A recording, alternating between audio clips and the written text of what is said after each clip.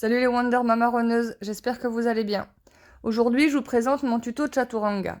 Ça va être 2 astuces pour bien pratiquer et pour trouver vos alignements pour pas vous faire mal.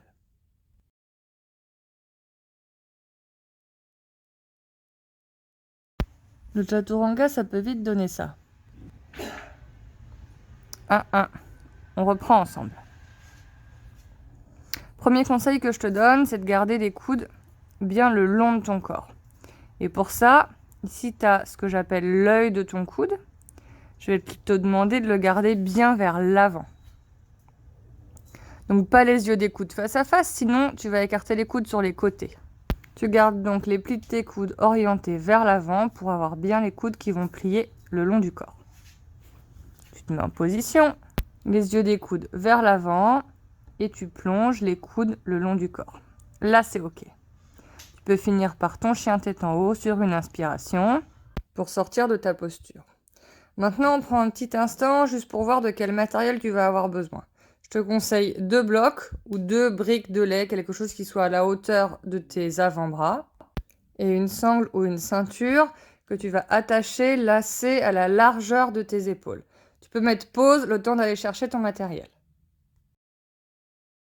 Alors si garder les coudes le long du corps pour toi c'est trop difficile, je te donne une astuce. Tu vois les plis de tes coudes, tu vas préparer une sangle pile poil à cette largeur-là. Tu serres bien ta sangle à la largeur de tes épaules.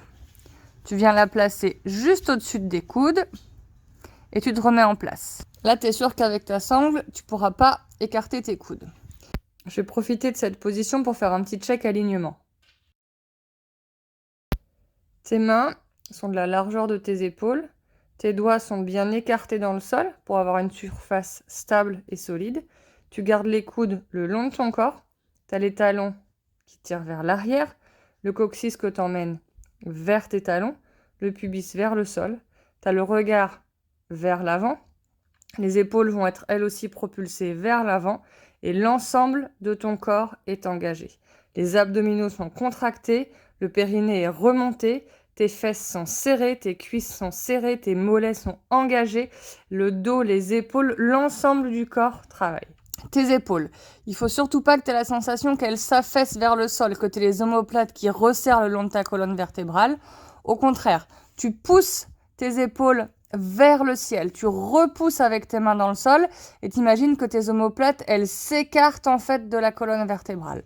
Là, elles sont bien placées, pas vers le bas, bien vers le haut. Maintenant, ton bassin. Ton bassin, il ne faut pas qu'il s'effondre vers ton tapis.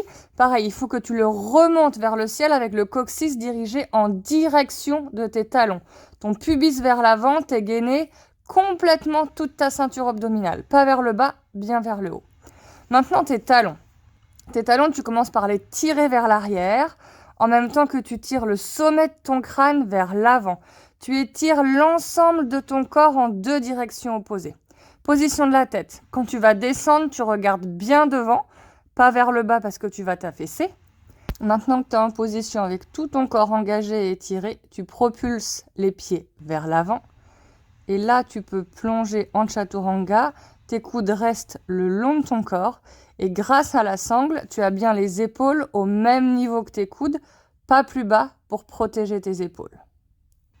Tu peux terminer la position par ton chien tête en haut sur une inspiration.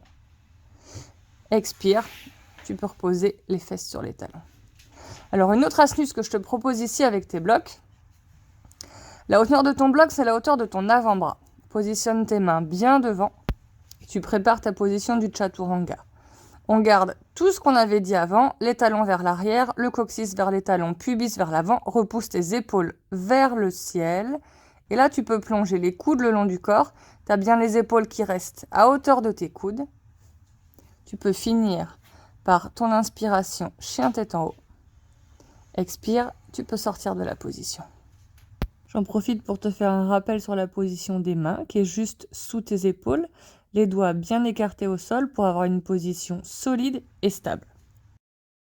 Maintenant, si tu te rends compte que pour toi, passer de la planche haute au Chaturanga, c'est trop engageant, c'est trop difficile pour l'instant, n'hésite pas à passer par la version intermédiaire où tu commences ta planche sur les genoux. Et donc ça, c'est valable aussi bien pour l'astuce, pour la technique des blocs. Tu as les épaules à la hauteur de tes coudes, que pour la technique de la sangle. Donc je te rappelle, tu prépares une sangle à la largeur de tes épaules, que tu viens placer juste au-dessus de tes coudes. Ça les empêche de s'écarter. Et surtout, double bonus, quand tu plonges vers l'avant, tu vas avoir la poitrine qui va venir devant la sangle. Tu as les côtes qui sont posées sur ta sangle pour éviter de trop descendre la poitrine. Voilà les Wonder Mama Runneuses, j'espère que ce tuto vous a plu. Si c'est le cas, écoutez, n'hésitez pas à liker ou à me laisser un commentaire. Sinon, on se retrouve sur le réseau social où je suis le plus souvent, sur Instagram. Mon compte, c'est @elsa.dunègre. J'espère que ça t'a plu. Je te souhaite une très belle semaine. Je te dis à la semaine prochaine pour de nouveaux conseils et astuces. À très vite!